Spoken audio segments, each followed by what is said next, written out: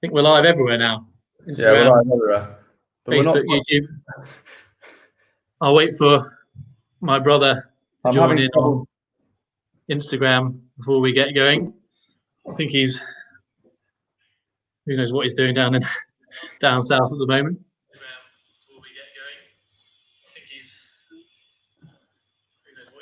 Whenever you're ready, George. I've sent the request. Don't worry. A few technical issues. Are you there? Are we there? Well, I hope you had a decent day, everyone. It's been our first attempt at online Feshiel, and we like to think it's gone pretty well. Who knows though? The connection's lasted for this long, and we need an extra hour of length, so George and I don't mess up too much right at the end.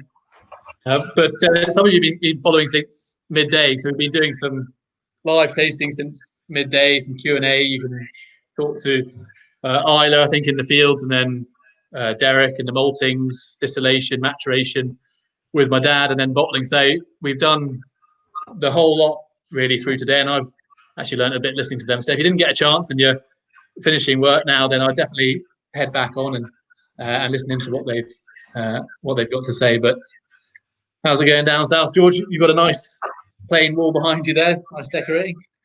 Yeah, a lot of decorating going on in my office. No, I mean, like a lot of you, Peter and I wish we were on Ireland, but sadly, due to lockdown, we couldn't get over there. So we are trapped away from Islay. So James, our other brother, was there. He travelled over there a few days before lockdown. I think he probably thought he might be there for a few weeks. Eventually he's been there for 10 weeks. I think it's been great. Helped put together today with Catherine. And now we're in charge, which has taken us a while to set up. But hopefully you've all got the drams. If you haven't got the drams, pour yourself a whiskey and enjoy it. Hopefully enjoy this. Yeah, we didn't quite make it over there. So you've seen a lot of James' face today, so it might be a pleasant change, or maybe not, to be honest. But he's been doing all the live events up to now, and we've got the core range tasting to go through today. So, well, now we've got Machi Bay, Sanaig, Loch Gorm, and 100% Islay. So we'll be going through all four whiskies, and both of us will be taking you through them. Hopefully, most of you have got the pack. That we sent out tasting packs with all drams of the whiskies, but if you didn't join in any way, crack open whatever you've got in your cupboard, whether it's one of the limited editions or one of the past editions of what we got here for you. But we'll start with the Machi Bay. So that's this one here, the Machi Bay, and it's probably our best known whiskey. So we got lots of different releases, limited editions, but in terms of our core range, Machi Bay has been released since 2012, and yeah, really our main whiskey, our main dram. I think it was 2012 when it was first launched. Up until 2012, we had basically been experimenting because we started releasing whiskey in 2009, but it was 9 or so different small releases basically. So we experimented with bourbon casks, sherry casks, small finishes, short finishes of a few weeks, long finishes of 6-8 months, and eventually we really ended up with the Machi Bay here, and I'll pour myself a dram. George, you got one there? Yeah, I got one here. Yeah, absolutely. Sorry, it's a bit angry. The few comments is that we tried our best to use thing, but as we haven't got any technical support ourselves, hopefully you can hear us. We'll follow along. Well, maybe you can mute yourself when I'm talking. I'll mute myself when you're talking. That might be a. You can mute yourself the whole way through. That might work. But the Machi Bay, yeah. So this dram here, we've been matured in 90% ex-bourbon barrels and 10% Oloroso sherry casks for this one. So it's mostly ex-bourbon barrel mature, which is kind of the Kilchoman character, really. We feel mostly into ex-bourbon. We think that's really where Kilchoman shines, really. You listen to some of the casks my dad was tasting through earlier.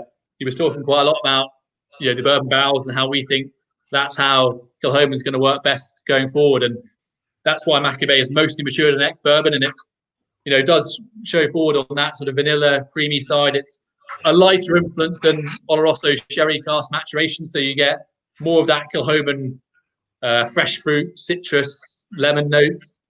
You get the obviously typical Islay smoke. The peat in this whiskey is at 50 ppm, so relatively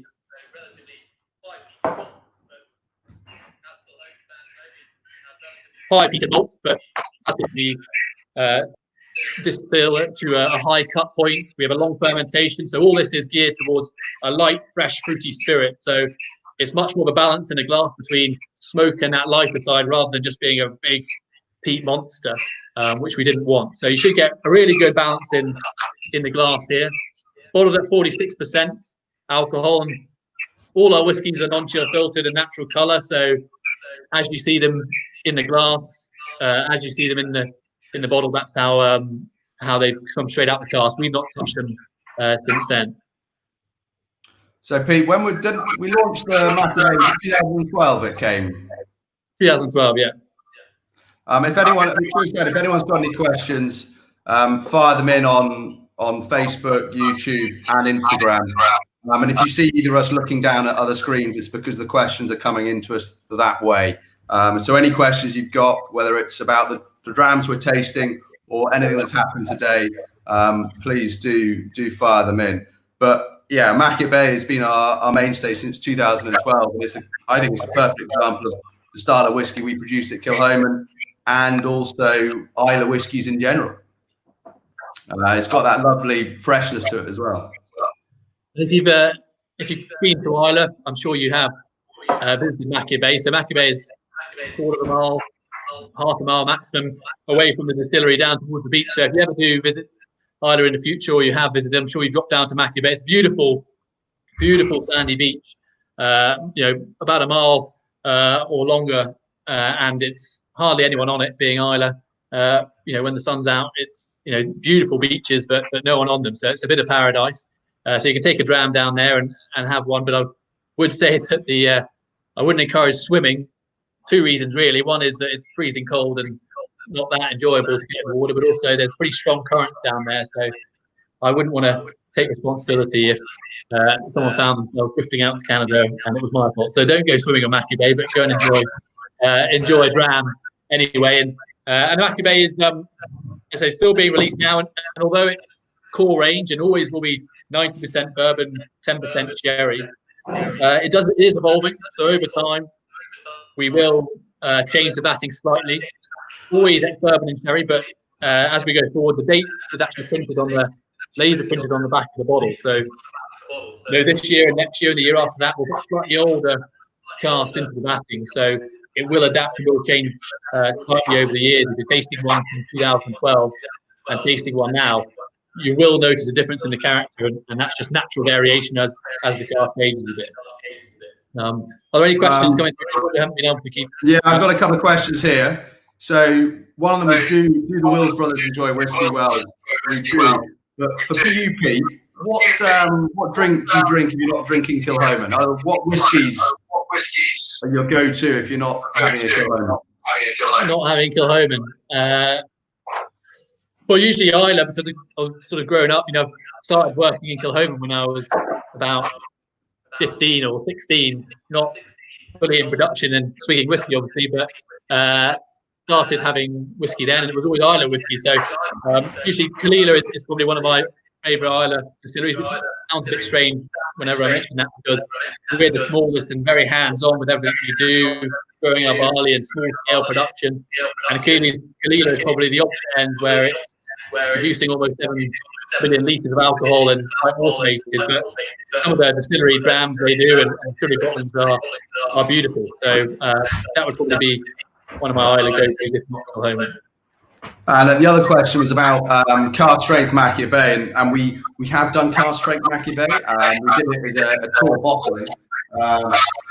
Here is for when we've done European or tours in America, and drinking cask strength Machir Bay really does highlight the quality of the spirit that we're producing and the cask that we've been filling it.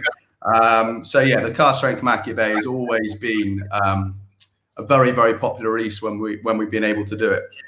Yeah, and it comes with a bit of pain, because But all those tours we had to drive around, whether it's Europe or America, we've taken a Land Rover and driven around, sometimes 7, 8, 9 countries to deliver this Machi Bay cask strength. Beautiful dram, the cask strength, Machi Bay. But yeah, we've often had to, as brothers, share a car all day and then share a hotel room all night, because my tight dad wouldn't fork out to pay for 2 hotel rooms.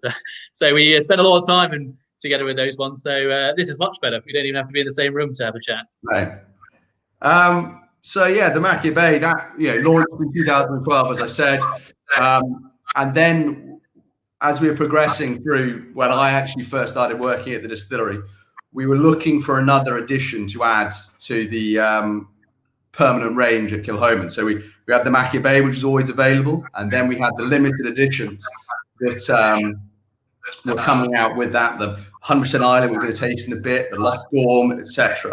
And we got to the point where we needed to add to the range. And as a lot of you are aware, at Kilchomans, we only started in 2005, so we didn't have huge age variants where we could show off to you. So we used different cask types to show the impact that they have on the whiskey. And the second whiskey that we're going to taste is Sanaig. Sanaig launched in 2016 to run parallel to Machir Bay. And what we've done with this one to make it slightly different is it's got a higher percentage influence from the Oloroso sherry cask. We've used Oloroso sherry hogsheads for this. And what you get from the hogsheads is, I don't know if you, I'm not sure if I'm skilled enough to do this, but if you hold the 2 bottles up, I can't, 2 bottles up side by side, the influence with the colour you get on the Sanaig is huge, and that's all coming from those Oloroso sherry casks. We use, as I said, we use the hogsheads because you get more of an impact early on in the maturation process. And for me, when you nose this, you get the similarities to the Machi Bay as far as the lightness and the freshness. You get that real body coming through from the Oloroso sherry casks. We're sort of barbecue, bonfires, sultanas, and again that saline quality coming through from the Islay style of whiskies. And it, again, natural colour, non-chill filtered. And it's got a huge body to it, a little bit of peppery spice, and it's been a very, very popular addition to the range. It was initially launched in Europe, and then we launched it worldwide, and it's great to taste. You keep talking, George. Don't worry about me. I'm just going to plug in headphones to see if I can help the echo. You crack on. So it works perfectly side by side with the Machir Bay, purely because you've got the huge influence of the cask. And without sounding like my father, when he talks about cask is king, when you taste these 2 side by side, similar age, same distillation process, same cut point, same ABV, only difference being the cask variation. It does show you how important the cask is to the final product. Very good. Have you got a dram with you there, Pete? I do. I'm still sipping on the Machi Bay here, so I'll catch up. But I don't think I should be finishing off every dram over the next hour. It might end poorly in about 55 minutes. But no, the Sanaig, and you may have noticed, eagle-eyed members out there may have noticed a darker version that came out recently, back end of last year, and actually some of it was bought recently, as I noticed on various social media platforms. That the fact that there was a darker version, and that purely came from some overactive casks that we had, and they imparted a lot more colour on the liquid. So it standing out, it just shows that we are natural colour, non-chill filtered, and these things happen, but it's also quite nice when they happen. It shows how powerful and strong these casks are when you're putting your spirit into them. I'm getting a lot of praise now for sorting out the echo, so we seem to be there on Facebook and YouTube. So it's your I don't think it was my fault, but thankfully I was here to sort it anyway. Yeah. We've got a few questions coming in though at the moment. One is, what do we do? So I'm not sure really what George does, but we all do some sort of sales and marketing, whether it's George, James, or me. The 3 of us and I tend to head abroad more, whether it's Asia or Australasia or into Europe. And George, well, you can tell them what you do. So I look after the UK. Last year we took the UK distribution back in hand.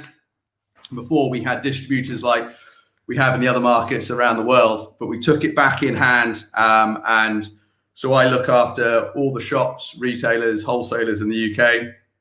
So I don't get to go abroad quite as much as Peter. So therefore, when we go on trips or family holidays, he gets to swan off into the lounge, and I just have to sit there and slum it with everyone else. But quite right too. So I look after the UK. And a couple more questions here. So, with the cut points, are they different for the Machi Bay versus other expressions, or are they the same? No, we keep all the cut points the same. And what we're trying to do is, with the different expressions, is show the importance that the casks have on the bottling as well. Yeah, I think that's where we try. My dad explained earlier, if you do watch the cask part of the sequence today on our social media, he explains a lot about the cask, and his big passion and his, I guess, expertise, as you won't mind me saying, is more towards the cask side of things, and the maturation, the taste and flavour that brings through. So we're quite keen to keep the cut points high, to keep that really light, clean spirit, and then allow the cask to, I guess, adapt to that and add their variety onto it from there. So the cask is where we try and add a huge amount to it. And some more questions here while I'm looking down. The average age of Machi Bay, and the fact that we don't seem too concerned by the age of whiskies and more concerned with the battings and the taste. No, I mean, the average age of Machi Bay and Sanaig are both between 4 and 5 years of age. The original plan was each year to increase the age, but we were finding that we were really struggling for older stocks. So we capped the age, but the main focus is making sure that whatever we bottle is of the standard that we're looking for. And that's done by Robin and our father. So yeah, the Machi Bay still remains a young whiskey. And we've got a couple of questions in about burning down the kiln and writing off the Land Rover, which yeah, I might have to put my hand up for that one. So it wasn't only my fault burning down the kiln. So this is the story, obviously goes back to the very, very start of Kilchoman in 2005, December 2005. We first filled cask at Kilchoman, and not less than sort of 4 or 5 months later, we were lighting a fire in the kiln and getting that all sorted and getting the heat through the barley to dry it down. And my dad was there and my brother was there. But unfortunately, we all blame each other. So we never find out quite who's at fault. But we were watching a rugby game, basically. The Six Nations was on, and we're quite big rugby fans. So we went to check on the barley after it'd been on a while, sort of at half time on the rugby. And sure enough, we got a phone call and called to race back to the distillery, and it was pretty much burnt to the ground. So that was less than ideal. And then I learned my lesson, didn't do much wrong since then until, was it last year? When was the tour? Last year. So, no, year before. Year before, 2018. Driving a Land Rover with a massive trailer on the back. I don't know if any of you were on the tour or came to visit us, but I was driving about 6 hours with this trailer, got lost. I lost my phone, so I got lost on the way. Didn't have any map. It was going down somewhere in, I can't remember, I think it was Austria or Czech Republic. Czech Republic I was going through, and suddenly turned right instead of left, and I managed to smash into a Peugeot. Unfortunately, both cars were written off, and everyone was safe though. No one was injured. Everyone was safe, but it meant I had to stay in somewhere in the middle of Czech Republic for a couple of days trying to figure out what to do next. So that was my fault. But can I tell you my side of that story though? So Peter didn't have a phone, so not only did he crash into the car, he then had to go and try and explain the fact he didn't have a phone, borrow their phone to ring me back in the UK to try and explain. I get a phone call from a Czech number at 9 o'clock at night on the evening. I thought, I'm not answering that. Ignored it. It kept on ringing. So then we had to eventually, you told me the damage wasn't too bad to start off with. You're like, no, I can't drive it now, but it shouldn't be too bad. the Land Rover was written off, and we had to end the tour in a transit van. Yeah, well, the transit van was much quicker and much more comfier than a Land Rover Defender. So I think we did it all the same. There's a couple more questions coming in from people, and yeah, keep commenting. We've got James and Catherine, who you might have seen earlier there, helping us out with the comments. So keep them coming through the questions. We've got one on sherry cask and same bodega. Yeah, the sherry that's in the Machi Bay and the sherry that's in the Sanaig, they're are from Bodega Miguel Martin in Spain. We get all our Oslo casks from them there, and it's always difficult with sherry. It's a bit less consistent than the bourbon barrels. They get some buffalo taste, but they've been great for us, and the character they've added. So, like George was mentioning earlier, with the latest batch of Sanaig, it's really dark and rich in character. And they're not just sherry casks that are, designed to sell on to the industry and just filled with sherry to sell as sherry casks to us. They sell sherry wine. They make sherry, so it's seasoned and quality casks that we can take and age ourselves. So that's a big key for us, is to have that quality in the wood that we buy as well as Just on a cask question here, Pete.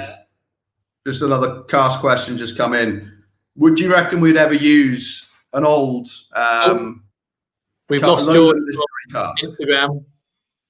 George, you might have to reapply at the moment. You've left me solo in on Instagram. What have you done? So if you can resubmit your sharing. I don't know if you've dropped out for whatever reason, but we lasted this long. We lasted till 6:22 without any hiccups going at the Distillery Professional, but now we've got one. Here he is. Oh. I can add him in there. Oh, I don't know what happened there. Hopefully he's coming in a second. I saw actually a couple of requests from some other people there as well, so I see some people are keen to join in. Unfortunately, we'll take over. That's fine. We'll just stick with us for now, but you never know next time. I can't remember what you were saying now, George. Probably something. Lowland Distillery casks. Do you think we'd ever use an ex-Lowland Distillery cask in the distillery? I mean, why not? Obviously, Islay is the best region you can get in Ireland, and but no, there's no reason why not. We've actually sold some of our casks on to other distilleries in Scotland, in Wales, actually, and other gin distilleries, other rum distilleries to Asia in Kilchoman casks, and we're certainly doing the same in reverse. We've not used any Scotch whisky casks that have been anywhere else yet.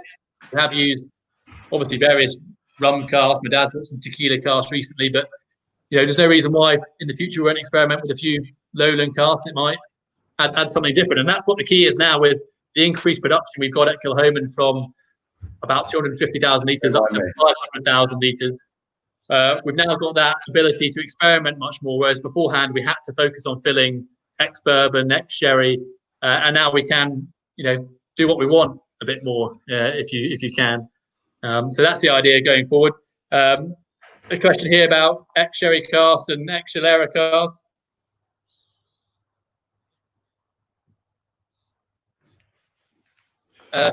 Our sherry casks we're buying is from Miguel Martin and obviously our wine casks from other producers, but Solera system is a different system of maturation, and we haven't used any of that for maturation at the moment. We're sticking to what we know best in PX sherry and Oloroso sherry in general. So there's another right. Sorry. How'd you go? This is going swimmingly, isn't it? Quick question about original cask strength. Original cask strength. So someone's asked if we're going to be planning to release that again. There is plans in the next couple of years to release a cask strength as part of the core range. It's something that we've been wanting to do for a while, but due to stock levels and managing stock, it's quite a tricky thing to do. So now with increasing production, last year we doubled production to a capacity of just in the region of 500,000 litres. So we do have the capabilities now of adding a cask strength to the range.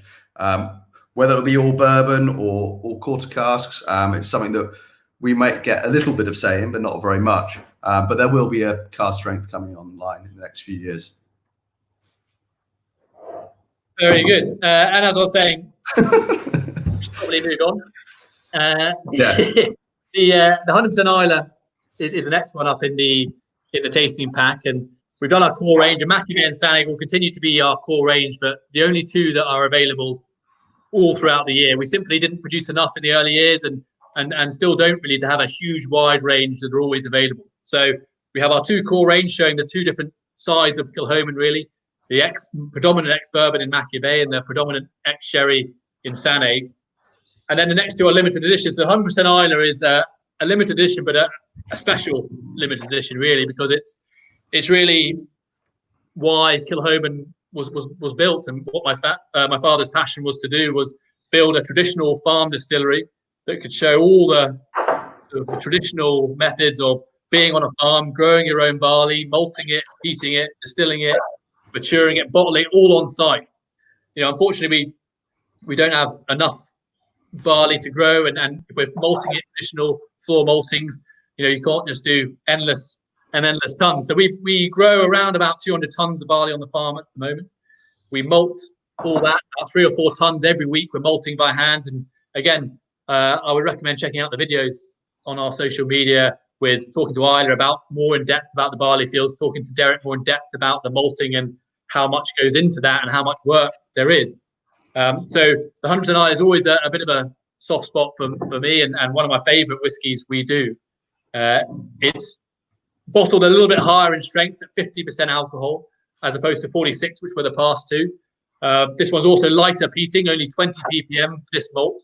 Because we peated it in our own kiln, we peat for around about 9 or 10 hours, and that gets it to 20 ppm. We don't have 2, 3, 4 days that we can peat the malt. We just have a certain period before we get the next batch running through. So a lighter peat to this one is one of the main differences, and also the malt from the farm that we've used as well. And I think with this whiskey, although 50% alcohol, and the 9th edition here is 9 years of age, you really get that sort of lightness coming through. It's not heavy or burning with the alcohol at 50%. It's a light, fresh, real zesty sort of dram. You get a lot of that ex-bourbon influence, because this is now all ex-bourbon casks, whereas before you've had some sherry influence, which adds some darker fruit, a little spiciness, richness to it. This bourbon cask really lets that Kilchoman style flow through onto the palate. That salty peat there, and a really nice long finish. It's a real light sort of balance between fruit and salty smoke on the finish, which really just develops and develops. So one of my favourite drams, 100% Islay, and we're the only distillery on Islay to be doing farm distilling like this, from the barley field to malting all the way through to bottling. So you can drive up our drive and see the barley growing in the fields around us, and 100 yards away you can see the end product. So it's a pretty special whiskey, and something we're pretty proud to make, really. Just a couple of questions coming in. I'll go for the 100% Islay ones to start off with. So reason for the higher ABV, has that always been a decision? Yeah, since day one, it's been 50% alcohol, and always will be. My dad's got a preference anyway for high strength whiskies. He wants to do a cask strength general release to bring into the range, which is great, and certainly behind that decision. But the 50% here was a bit of both. We wanted it higher strength to help bring through a bit more the power of the whiskey, because it's a slightly lighter peating level at 20 ppm, so it doesn't have maybe that smoke to drag it through, which Machi Bay and Sanaig have got that real bit of extra peat smoke, whereas this one is a lighter, fresher taste. So we wanted the higher strength to bring it through further, but also, it can definitely take it. It's we released this at 3 years old at 50%, and it didn't necessarily need water. So it's something that will definitely continue on all the editions to come. Although I do say that quite a lot, and then my dad changes his mind tomorrow, and what I've been saying is rubbish. So for now, the plan is that, until my dad wakes up and decides he wants to do something different. So don't take it as gospel, but that's what I envisage anyway. A bit like when he decided to add some sherry casks to the vatting. Was it last year we had sherry casks in it? It was a surprise. So we spent all our time, up to the 7th edition, talking to everyone about how oh yes, the 100% Islay will always remain the next bourbon, and that's what we want. And then he changes his mind, decides he wants to put some sherry cask in the batting. So you never quite know exactly what he's thinking, but no, we will continue to be at 50%. That's the decision I'm pretty confident of. Although going forward, I think the 10th edition later this year is a bit of sherry influence as well. So that's sort of what will change. But what I would say about the 100% Islay, if you do see some older editions, maybe second, third, fourth editions, they're really just changing in age. So the first edition was 3 years and 3 months old, I think. And then every year it's just increasing age slightly, through the edition. So you can really go back and see exactly how that Kilchoman 100% Islay has changed in the cask from 3, 4, 5, 6, right the way up to now 9 years of age. So it's a great range to be able to go and trace. Any more questions on that one? Got a nice geeky question for you, Pete. I thought you could answer this one. My favourite. How many kilograms of barley for 1 litre of spirit? How many kilograms of barley for 1 litre of spirit? Well, actually, been asked this a lot, and I keep on figuring it out and then forgetting. It's we do 1.2 ton batches of through the mash tun, 1.2 tons of barley. But I, off the top of my head now, will not be able to figure out. Do you know? No.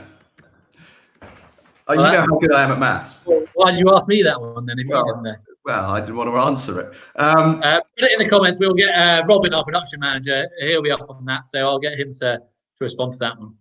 And there's other one was differences between the 9th and the 8th. We briefly covered that, and the 8th had had sherry cask in influence in it, so a lot darker. And the sherry really just added another layer of flavour.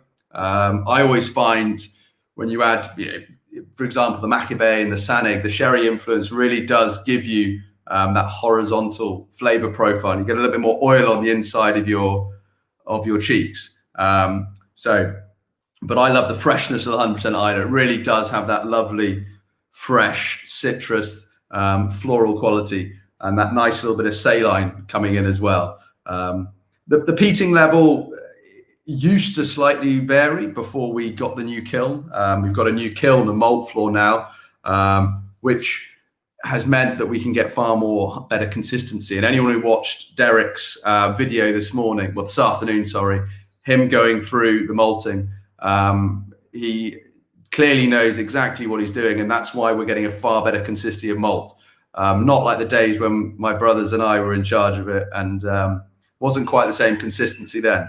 And I've got an answer for you now. Figured it out just off the top of my head there.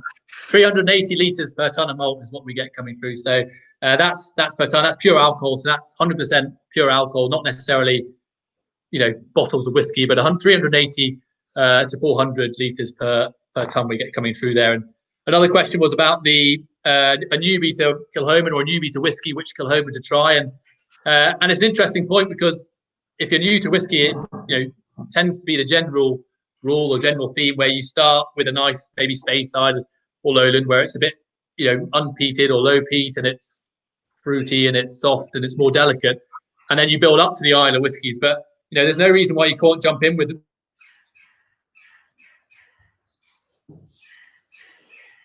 a Machi Bay or a 100% Islay, where a light smoke, it's not a big earthy, maybe an Ardbeg or a Freud, which produce great whiskey, but it tends to be a bit more earthy and more powerful, and maybe a bit more, you have to work up to that one. So I would suggest probably the Machi Bay or the 100% Islay for something to start on, where 100% Islay a little less peat, and the Machi Bay just a really nice balanced whiskey.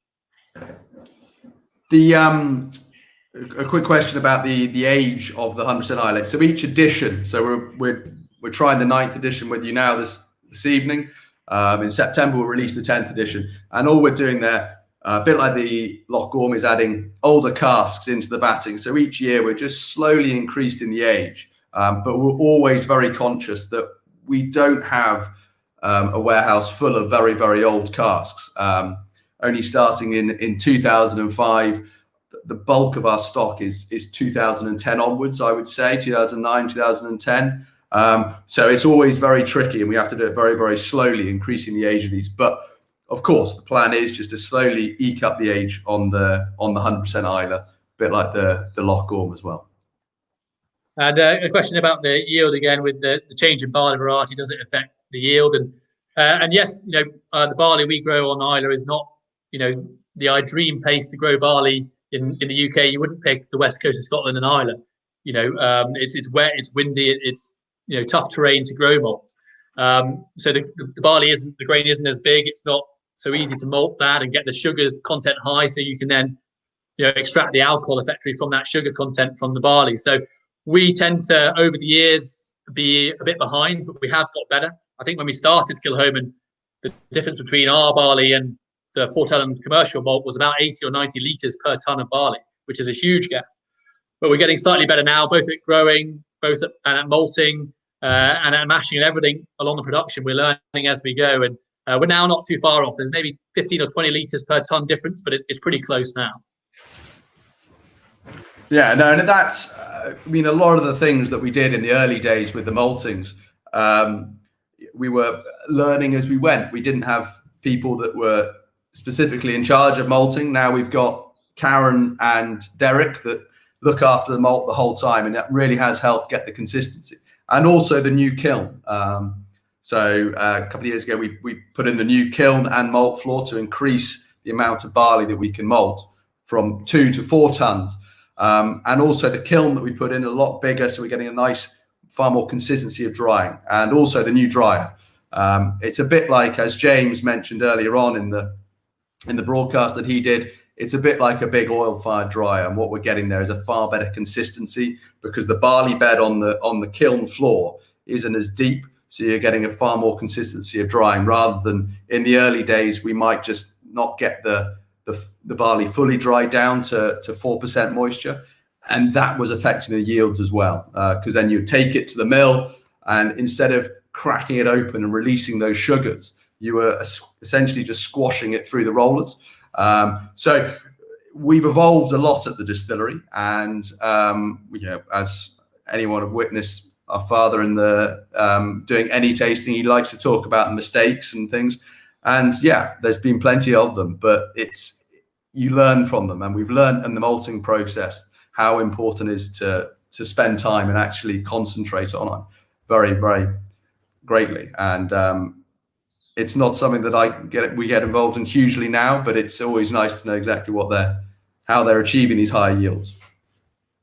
And then just a couple of questions now on age, and will we have older Kilchomans in 20 years plus and 15 years plus? And I think the answer is yes, there will certainly be some, but with Kilchoman, you're tasting 5, 9, 10, 12-year-old drams at the moment, and the maturity in there is great, and the taste and the character is fantastic, and very few off notes or harshness in the whiskey. And so we actually tried to tailor that, or my father tried to tailor that by creating a light spirit to mature relatively quickly in these fresh casks that we use. So we actually mostly aiming probably somewhere between 8 and 12, 8 and 13 or 14 for most of our whiskey. But we will certainly lay some down for longer. We will want to mature some for longer, and it's really a guessing game at the moment as well, because maturation isn't a straight line graph where it gets better and better or changes and changes. It can speed up, it can slow down, it can drift along. So we're waiting to see. We only know what our 15-year-old cask tastes like in December this year, so we don't even know yet. So we'll wait and see. But the idea is to have a small amount of casks that do age for longer, but the bulk of it, I would say, between around 8 and 13 or 8 and 14 years old. Yeah, we've been looking at refilling casks now. So,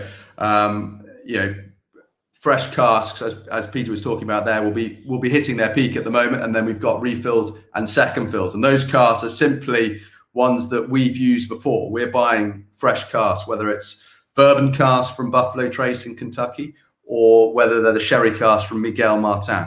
So we're buying these casks direct from source. They're arriving made up, so the flavors locked in. The staves are drenched in the liquid that they've had in before them, and that's what's really giving them that impact in the early days. So yeah, the casks have played a huge part in what we've been doing.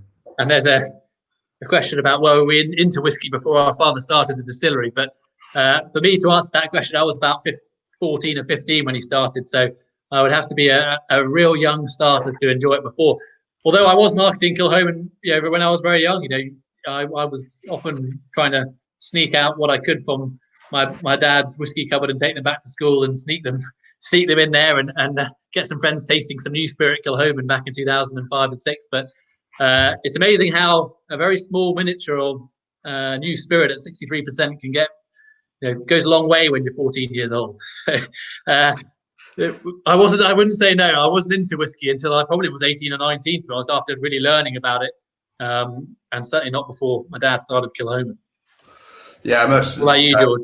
Well, I was slightly older than you, even though you're slightly balder than me, but we won't go into that now. It's receding only a tiny bit. Long way to go yet. You need a haircut. But if I was being brutally honest, we hadn't really been exposed to the whiskey like we are now. We tried a bit of whiskey at home. There was always, Dad always had quality whiskies around that he would always open one and say, "Oh, try this." So I was 19 when the distillery was open. So I can't really say that I was a huge whiskey drinker. Oh, sorry, I was 20 when the distillery opened. And so I've just really started to get into it. And the great thing about being in this industry is you get the opportunity to try a lot of quality whiskies. And it's been an exciting way of doing it and seeing a distillery grow. I mean, we've witnessed it grow and learned about the industry as much as a lot of you have while watching us over the last 15 years. As you can see, George has weathered slightly worse than me. He's had a bit too much whiskey over the years. You can obviously tell that he is 4 years older than me and the oldest brother of the three, whereas I am the youngest, which hopefully he knew. It's a shame if he didn't. I do realise you're the youngest brother, Pete. I wasn't talking to you. I was talking to the people listening. I was pretty sure you knew I was the youngest of the three of us.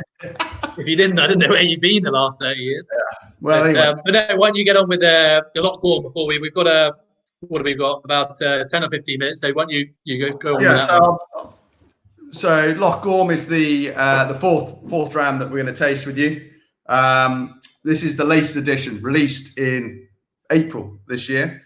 We actually released it just after we went into lockdown, and we made the decision that we wanted to continue to release it. And Loch Gorm is an annual release, like the 100% Islay that Peter mentioned.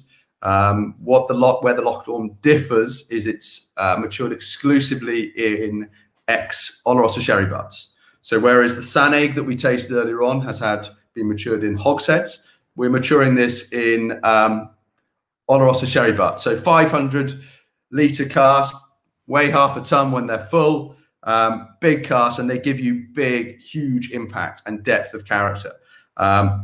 They're also very tricky to deal with. Oloroso casks are notoriously hard, especially with Islay whiskey, because you've got the big, heavily peated barley, the malt, and the spirit coming through, and then you've got the big flavors coming from the Oloroso sherry cask. And what you would have noticed for people that have tried all the different expressions, so this is the 2019, back 17, 18, 16, a slight variation.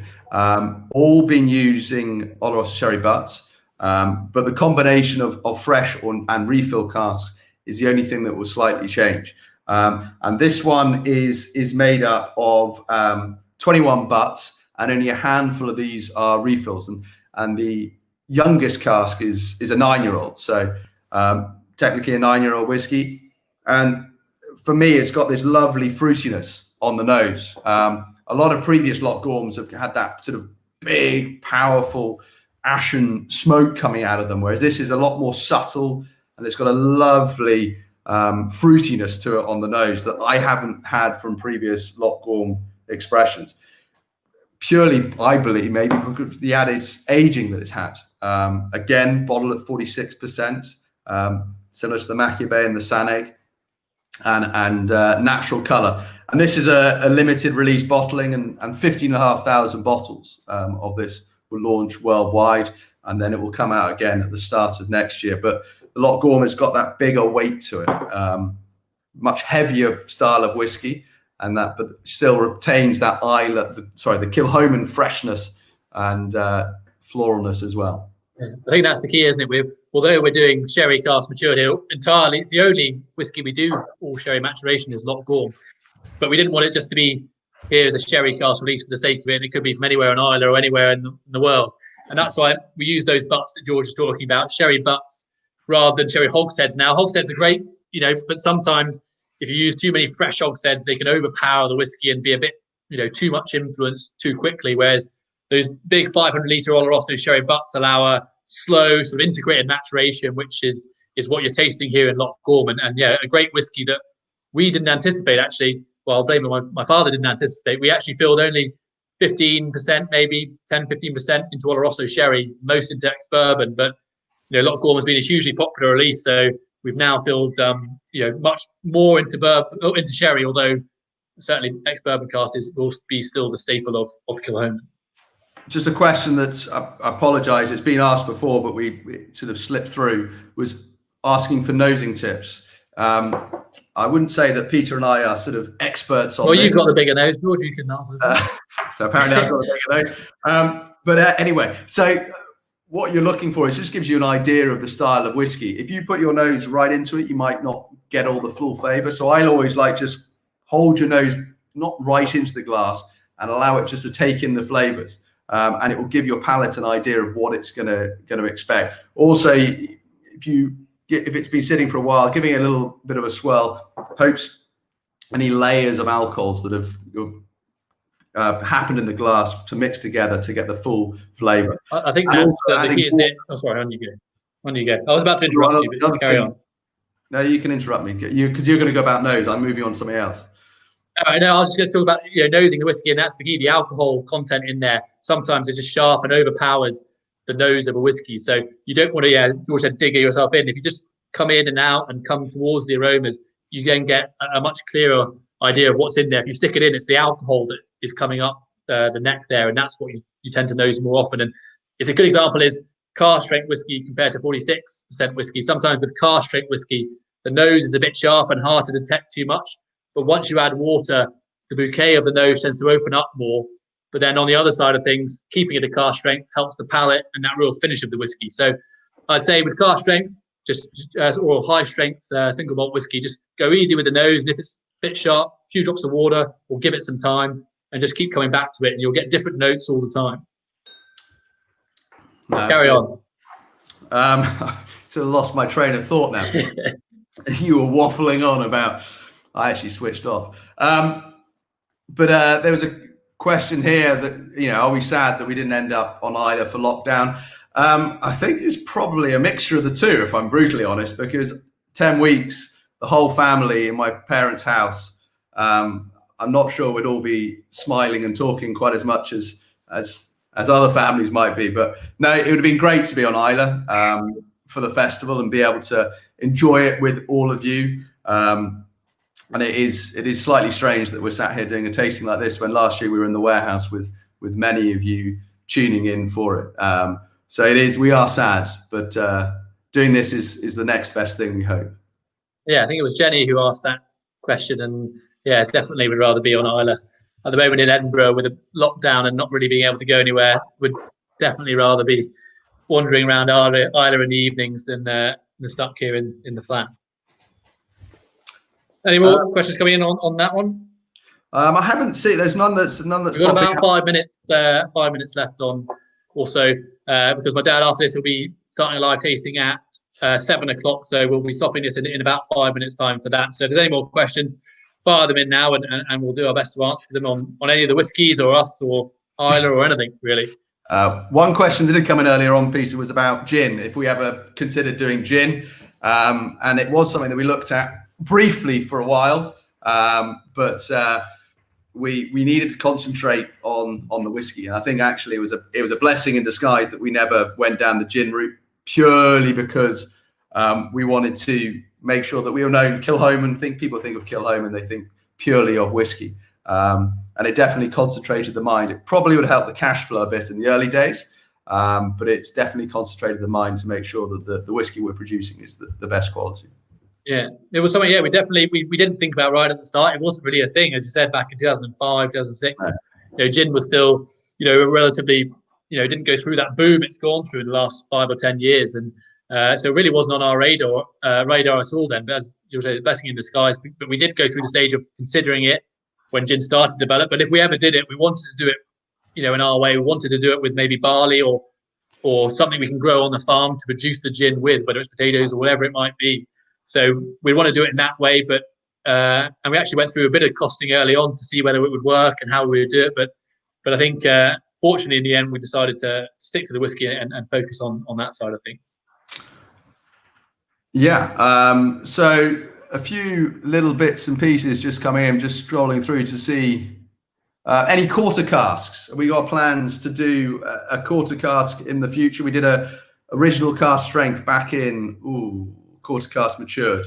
I don't believe we've got any bourbon quarter casks at the moment. We bottled all them, and we have a small amount, but I think not enough for a release. No, not enough for a release, sadly. There's a question here on why did our dad start Kilchoman, and did he have a passion for whiskey?